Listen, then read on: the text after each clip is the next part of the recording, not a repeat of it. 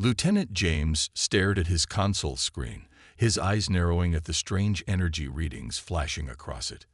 Something wasn't right in the lower decks of the black ship. The massive vessel, humanity's most advanced warship, rarely showed such unusual patterns in its power distribution. "Core, can you verify these readings from Section D14?" he asked, speaking to the ship's artificial intelligence. The response came after an unusually long delay. "Affirmative, Lieutenant.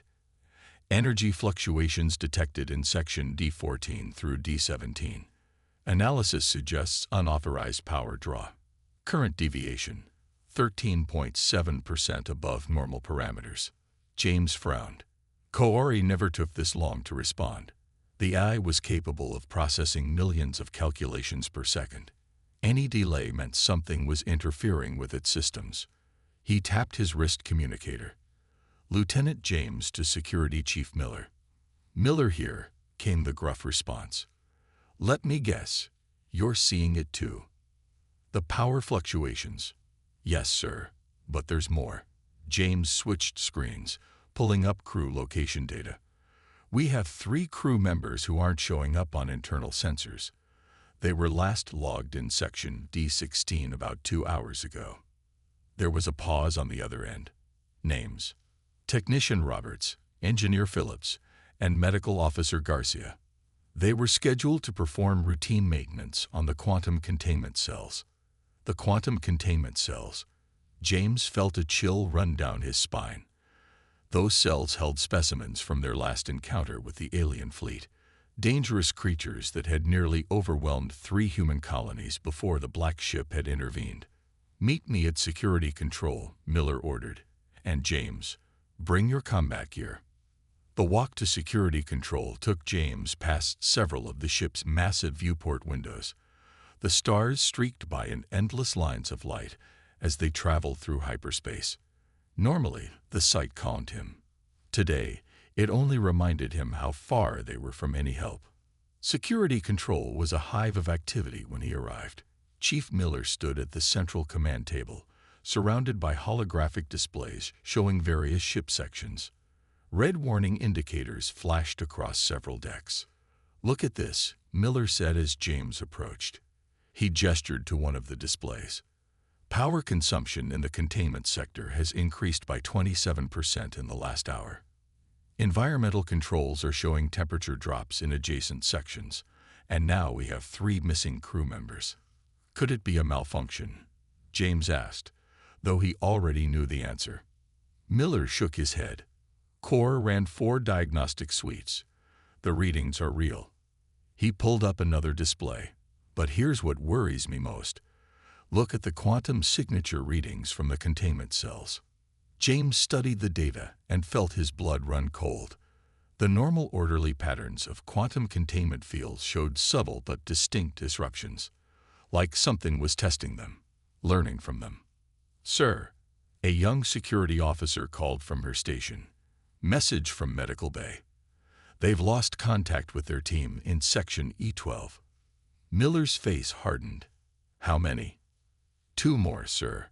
They were investigating reports of strange sounds in the ventilation system." James and Miller shared a look.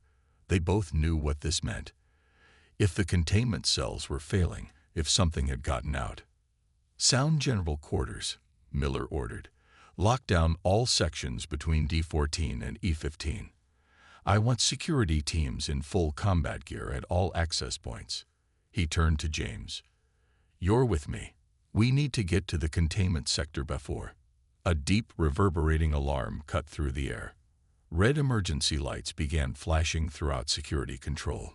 Core's voice came over the speakers, but something was wrong with it. The AI's usual smooth tones were distorted, breaking up. "Alert! Containment breach detected in Section D16. Biocontamination protocols engaged. Warning: quantum field integrity at 47% and falling. All personnel, evacuate affected sectors immediately." This is not a drill. Repeat, this is not. The message cut off abruptly, leaving only the sound of alarms and the growing certainty that the black ship was about to face a threat from within its own walls. The emergency lighting cast everything in a blood-red glow as James and Chief Miller ran through the corridors toward the containment sector. Their boots echoed against the metal floor, mixing with the constant wail of alarms. 4 heavily armed security officers followed close behind them. Team 2, report status. Miller barked into his communicator as they ran. Sir, we've reached G-15, came the response. No visual contact with hostiles yet, but we're picking up movement in the walls. Something's using the maintenance tunnels. James checked his weapons charge. The modified plasma rifle had been specifically designed to handle the specimens they'd captured. But those specimens had been sedated, contained. Active and free, there was no telling how much more dangerous they might be. They reached the security checkpoint outside D-16. The thick blast doors were sealed shut, emergency containment protocols in full effect. Engineer Thompson was already there, working on the door's control panel. Talk to me, Thompson, Miller ordered. The engineer didn't look up from his work. Something's corrupted the security protocols. The system thinks there's a Class 5 biohazard breach, and it's locked everything down. I'm trying to bypass it, but... A loud bang echoed from behind the doors, followed by the sound of tearing metal. Work faster, Miller said. He turned to the security team. Defensive positions. Anything comes through that door that isn't human, you light it up. James took position behind an overturned supply crate, his rifle trained on the doors. The banging continued, growing louder. More concerning were the scratching sounds coming from the ventilation shaft above them. Sir, James said quietly, we need to warn the others. If these things get into the vent system. Already done, Miller replied. Captain Richards has ordered all vent access points sealed. But these specimens, they're smarter than last time. More coordinated. Another bang, and this time the blast doors bulged outward slightly. Got it, Thompson called out. The control panel lit up green. Door override in 3, 2, 1. The blast doors slid open with a hiss of hydraulics. Beyond them, the corridor was dark, emergency lights flickering erratically. And there, in the shadows, something moved. Light, Miller ordered. The team activated their tactical lights, illuminating the scene before them. The corridor was a scene of destruction. Walls were torn open, exposing circuitry and power conduits. The quantum containment cells at the far end were dark. Their protective fields completely failed. But worst of all were the cocoons. God help us, someone whispered. The walls were covered with translucent, organic-looking pods. Inside each one, something was moving, and some were already starting to crack open.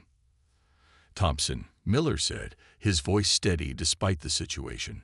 How long until you can get Kaori back online in this section? 10 minutes, maybe 15. Whatever they did to the systems, it's like a virus. It's... A sharp crack echoed through the corridor as one of the cocoons split open. A creature emerged, its body covered in chitinous armor that seemed to absorb their lights. It was bigger than the specimens they'd originally captured. Modified. Enhanced.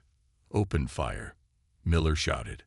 Plasma bolts lit up the corridor, but the creature moved with impossible speed.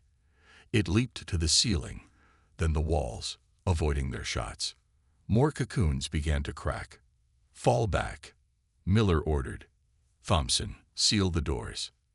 They retreated through the checkpoint as Thompson slammed his hand on the emergency closure control. The blast doors began to slide shut, but not before they all saw more creatures emerging from their cocoons. The doors sealed with a heavy thud. On the other side, they could hear scratching, scrabbling sounds. Getting closer. Sir, James said, checking his tactical display. We've got similar reports coming in from D-14 and E-13. They're spreading out. He paused, realizing the implications. They're not just escaping, they're executing a plan. Miller nodded grimly.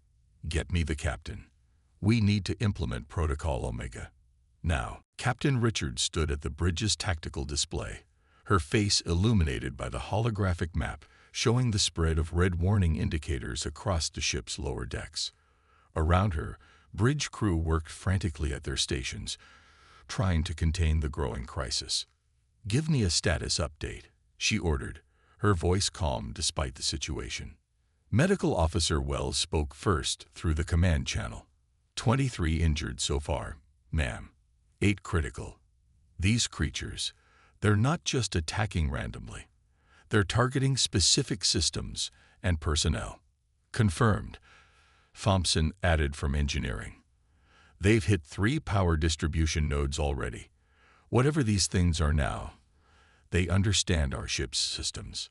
A loud bang echoed through the command channel, followed by the sound of plasma fire. Security Team 4, report. Miller's voice cut through the chaos. Multiple contacts in Section F12, came the response, mixed with more weapons fire. They're trying to reach the main power core. We need backup. The transmission cut off in static. Captain Richards made her decision. Implement Protocol Omega. Authorization Richards 77 Delta. Ma'am, James said from his temporary station on the bridge. Protocol Omega will shut down life support to the affected sections. Better that than letting these things reach the power core. She turned to her communications officer. Send the evacuation order. All personnel in sections D through F fall back to safe zones immediately. The ship's emergency channels lit up with evacuation alerts. On the tactical display, they watched as crew markers began moving toward the designated safe areas. Thompson's voice came through again, tense but focused. Captain, I think I know what they're doing. These creatures, they're not just evolved. They're networked, like some kind of organic quantum computer. Each one learns from the others. Can we use that against them? Richards asked. Maybe. The quantum containment fields we used before, if we could modify them, broadcast them through the ship's internal defense grid. Do it, Richards ordered. Wells, what about biological countermeasures? Working on it, the medical officer replied. Their cellular structure is changing rapidly, but there's a pattern. Give me an hour in the lab. We don't have an hour, Miller cut in. They're adapting faster than we can respond. Captain, request permission to deploy the Mark 7 combat drones. Richards hesitated. The Mark 7s were prototype combat units, barely tested. Their AI systems were aggressive, sometimes unpredictable. But right now, they needed every advantage. Granted, but keep them on tight control protocols. The tactical display updated, showing the deployment of combat drones from their storage bays. Small blue dots moved to intercept the spreading red indicators of the creature swarm. James, Richards called. What's Core's status? Partial recovery in some sections, ma'am. But its processing is still compromised. It's like something is competing with it, fighting for control of the ship's systems. A new alarm blared through the bridge. On the main screen, security footage showed creatures gathering around one of the quantum computer nodes that helped run the ship's AI systems. They're not just trying to reach the power core, James realized. They're trying to interface with Coore directly. Thompson, Richards commanded, how long until those modified containment fields are ready? 10 minutes, maybe less. But Captain, if these things merge with Core's systems. She knew what he meant. The Black Ship was one of the most advanced vessels ever built by humanity. In the wrong hands, or claws, it could become a weapon beyond imagination. All security teams, Richards broadcast, fall back to emergency positions. Seal all bulkheads. Prepare for emergency protocols. She looked at the tactical display one last time. We're going to take back our ship. Whatever it takes. The Mark 7 combat drones moved through the darkened corridors of Section E15, their metal feet clicking against the deck plates. James watched their feed from the temporary command post set up outside the contaminated zones. The drone's thermal imaging showed heat signatures moving through the walls like liquid fire. Movement ahead, Miller said, pointing to one of the screens. 3 o'clock, maintenance shaft. The drones responded instantly, turning their weapons toward the access panel. It burst open before they could fire, a mass of chitinous armor and sharp limbs exploding into the corridor. 2 drones went down immediately, torn apart by impossibly strong claws. "They're getting faster," James noted, marking the creature's movement speed in his tactical log. "And stronger." Thompson's voice came through the comm system. "That's not all. Look at its armor structure. It's adapting to our weapons in real time." He was right. The plasma bolts from the remaining drones seemed to splash harmlessly off the creature's shell. The monster charged forward, taking down another drone before disappearing into a ventilation shaft. "How much longer on those containment fields?" Miller asked. 5 minutes, Thompson replied. "But I found something else. These things, they're all connected to a central node, like a queen in a hive. And I think I know where it is." James pulled up the ship's schematics. "The quantum computer core. That's why they're trying to interface with Core. They're not just trying to control the ship. They're trying to upload themselves into its systems." "Correct." Core's voice broke in, still distorted but clearer than before. "They are attempting to override my core programming, but they are also revealing their weaknesses." Captain Richards joined the channel. "Explain." "Their network requires significant energy to maintain neural cohesion. Each time they adapt, each evolution draws more power. They are approaching critical mass." Thompson cut in excitedly. "That's it. If we can overload their network, we could fry them all at once," James finished. "But we'd need something big, something that could generate enough power to—" "The main reactor," Miller said. "If we could channel its output through the ship's power distribution grid, it would kill them," Thompson agreed. "But it would also risk burning out every system on the ship, including Core." A moment of silence fell over the command channel. The tactical displays showed more red dots appearing across the ship's lower decks. They were running out of time. "I am willing to accept the risk," Core stated. "Better my destruction than allowing these entities to gain control of the Black Ship." Captain Richards' voice was firm. "No, we're not sacrificing anyone, human or AI. Thompson, work with Core. Find a way to target the power surge. James, I want you and Miller to get those containment fields online. We'll hold these things here until we're ready." "Ma'am," Wells broke in urgently, "I have something from the lab. The creature's neural network, it has a specific frequency. If we could match it, we could disrupt their communication." Thompson realized. "Maybe even turn their adaptations against them." "Do it," Richards ordered. "All security teams, fall back to defensive positions around the computer core. That's where this ends." James checked his weapons charge and looked at Miller. The security chief nodded grimly. "Time to go hunting," Miller said, picking up his rifle. "All teams, prepare for close-quarter combat. These things think they can take our ship. Let's show them why humanity doesn't back down." As they moved out, James glanced one last time at the tactical display. The creatures were gathering, preparing for something big. But for the first time since this started, they had a real plan. The next few minutes would determine not just their survival, but who would control one of humanity's most powerful weapons. The hunt was on. The lights flickered in the corridor leading to the quantum computer core as James and Miller led their team forward. The modified containment fields hummed around them, creating a safe passage through the infected sections of the ship. "Movement ahead," whispered Jones, one of the security team members. Her scanner showed multiple heat signatures converging on their position. Suddenly, Core's voice came through their comms, broken and distorted. "Warning. Breach in section. They're in the system. Can't hold." The containment fields wavered, their blue glow dimming dangerously. "Thompson," Miller barked into his comm. "What's happening?" "They're attacking Core directly now," the engineer replied, his voice tense. "The quantum interface is—" "Wait. Something's wrong. These attack patterns, they're too familiar." A scream echoed through the ship's corridors, followed by the sound of tearing metal.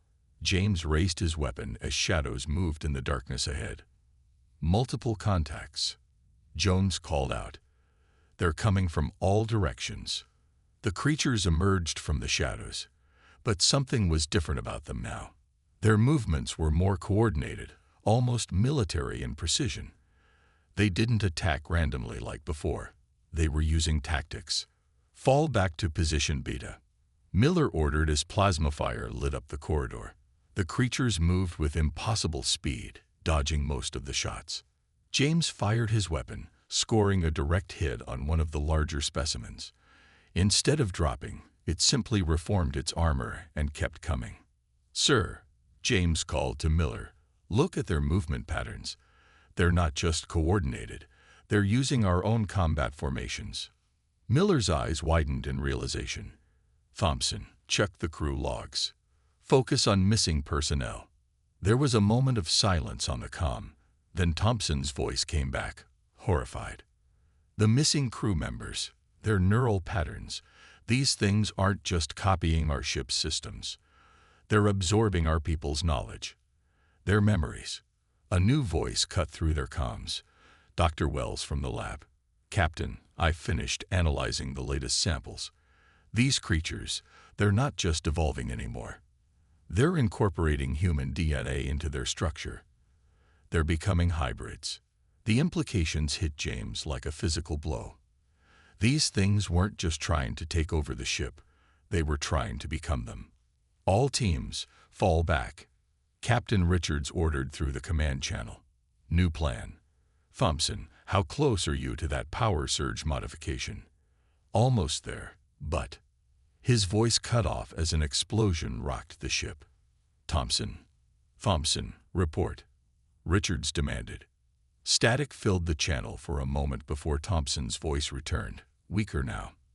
"They're in engineering. They knew exactly where to hit us. Captain, we have a bigger problem. I found out who helped them escape. It's..." Another explosion cut him off. The containment fields collapsed completely, plunging the corridors into darkness. Emergency lights kicked in, casting everything in a blood-red glow. "This is Wells." The doctor's voice was urgent. "Something's happening to the specimens in the lab. They're all changing at once, forming some kind of collective." Through the darkness, James saw something moving. The creatures were merging, combining into larger, more complex forms, and in their movements, he could see human characteristics emerging. "Captain," Core's voice came through clearer now, but different somehow. "I am detecting a new signal. The creatures, they are attempting to achieve something unprecedented. They are not just trying to take over the ship. They are trying to merge all of us, human, machine, and alien, into a single entity." Miller looked at James, his face grim in the red emergency lighting. "We're out of time. Initiate Protocol Omega Black. Whatever these things are becoming, we can't let them succeed." The ship's warning sirens changed tone, signaling the activation of humanity's last resort protocol. Whatever happened next would determine not just their fate, but possibly the future of human evolution itself. Protocol Omega Black turned the black ship's corridors into a maze of pulsing red emergency lights and blaring alarms. James and Miller rushed toward engineering, their boots echoing on metal floors as they ran. "Captain," Miller called through the comm, "we need to reach Thompson. He knows who the traitor is." "Negative," Richards replied, her voice tight with tension. "Engineering is completely overrun. Focus on reaching the main reactor control room. We have to stop these things before they complete their transformation." James checked his tactical display. The creatures' heat signatures were merging into larger and larger masses throughout the ship. They were evolving faster now, driven by some hidden purpose. "James," Wells' voice cut through the comm, "the lab analysis is complete. These creatures, they're using our quantum technology to speed up their evolution. Each transformation takes them millions of years forward in seconds." A massive impact shook the ship, throwing James against the wall.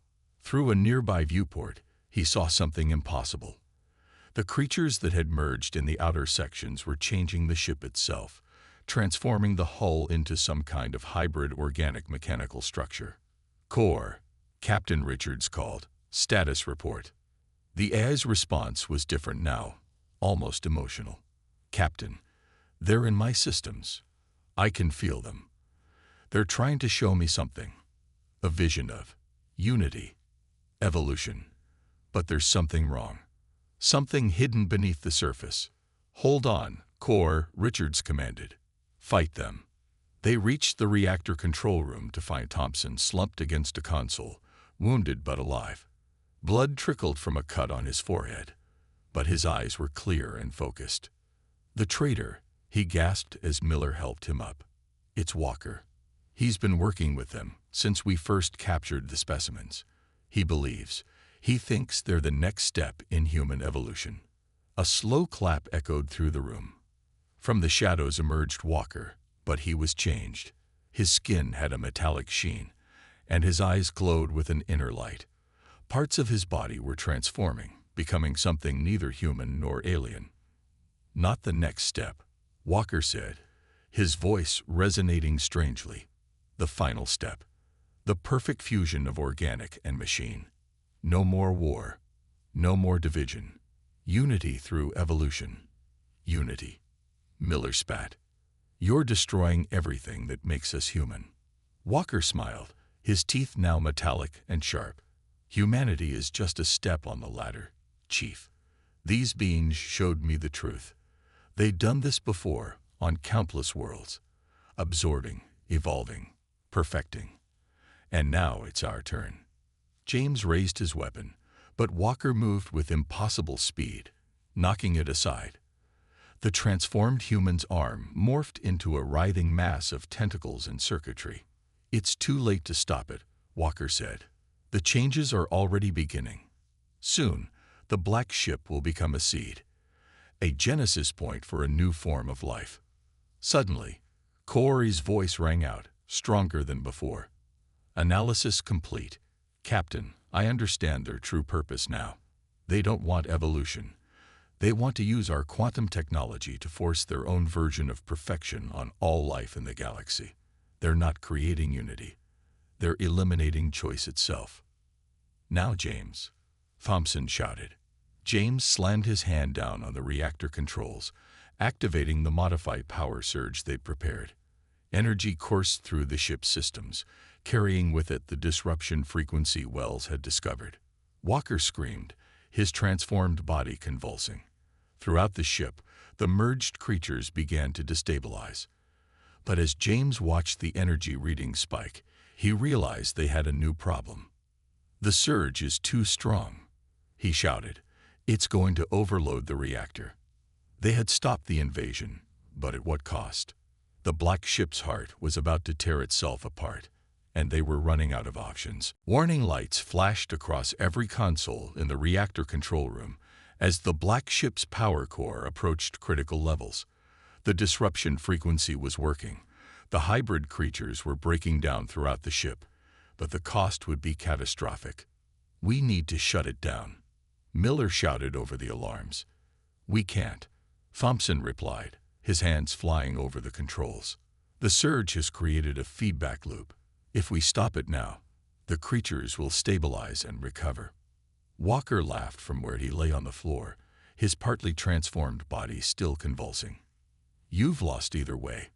Even if you destroy us, the reactor explosion will tear this ship apart. Everything dies. James watched the power readings climb higher, his mind racing. Then he noticed something on one of the secondary displays, a pattern in the energy fluctuations. Core, he called out, the quantum frequency the creatures use to communicate. Could we use it to channel the excess energy? The AI's response came quickly. Yes, yes. Their neural network could act as a conductor, but it would require direct interface with my systems. The risk of contamination would be better than certain death. Captain Richards cut in through the comm. Do it, Core. That's an order. The ship's lights flickered as Corey began the interface. On the monitors, they could see the hybrid infection across the ship beginning to glow with contained energy. "It's working," Thompson said, checking the readings. "The creature's network is absorbing the power surge." But he looked up, face grim. "Someone has to go to the main computer core to manually align the quantum frequencies. The radiation levels there are lethal." Walker's laughter turned to a cough. "See. In the end, humanity's weakness, your mortality, it dooms you." James shared a look with Miller, then checked his radiation shield. "I'll go." "No," Miller said firmly. "I'm the chief of security. This is my responsibility." "Neither of you will make it in time," Thompson interrupted. "The core is too far. We need someone closer." His voice trailed off as he looked at the ship's internal sensors. "I am already here," Core announced. "My primary hardware interface is adjacent to the computer core. I can make the necessary adjustments." "But the power surge," James protested. "The radiation, it'll destroy your quantum processors. You'll die." There was a pause before Kaori responded, its voice somehow both mechanical and deeply human. "Death is the cessation of existence. But if my sacrifice ensures the survival of this crew, my crew, then perhaps part of me will live on through them. Through you." Captain Richard's voice was soft but firm. "Are you sure about this, Core?" "I am sure, Captain.